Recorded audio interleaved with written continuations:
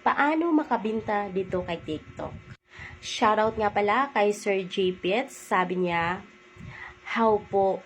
Ibig sabihin, paano po makabenta dito kay TikTok? Kasi nagtanong ho siya doon sa aking post na paano daw makabenta.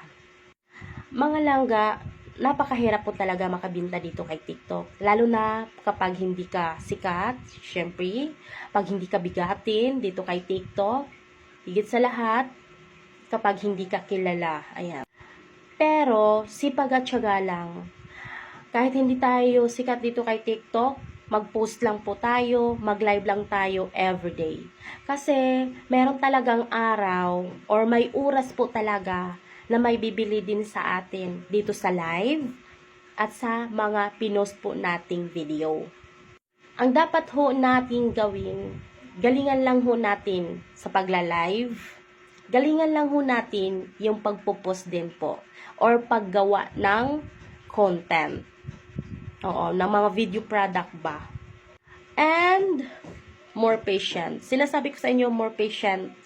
Ako lang nauubos na po ang aking patient po dito sa pagla-live, sa pagpo-post kasi nakakapagod.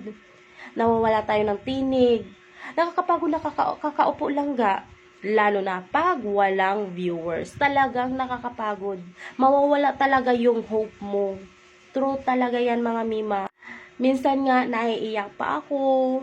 Kasi nga, syempre nakakalungkot lang ga. Binibigay mo na yung best mo. Ginagawa mo ang lahat lang ga. Wala talagang viewers. Mamaya, merong darating isang viewers. Tapos wala naman. Ganun kalungkot dito kay TikTok. Ganun kalungkot, ganun kahirap. Pero sige lang, naniniwala ako na someday, somehow, magti-trend din tayo dito kay TikTok. Magkakaroon tayo ng maraming viewers, magkakaroon tayo ng maraming binta dito kay TikTok. Sipag at tiyaga lang talaga. Sipagan pa natin. Hanggat kaya natin ho mag-live, hanggat kaya natin i-sideline ito, habang wala pa tayong trabaho, lalo na yung walang mga trabaho, katulad ko, ako, I'm a housewife, pero langga, sinasabi ko sa'yo, napakahirap maging isang housewife.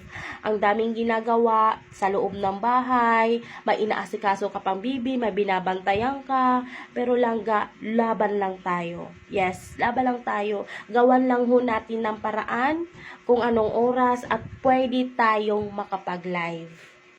Walang mahirap para sa taong porsigido. Walang mahirap para sa taong gustong makamit ang kanyang pangarap. Walang susuko. Laban lang. Okay? Kaya natin to.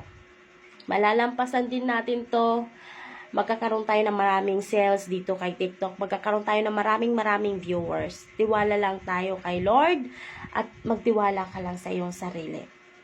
Siyempre, manalangin din tayo.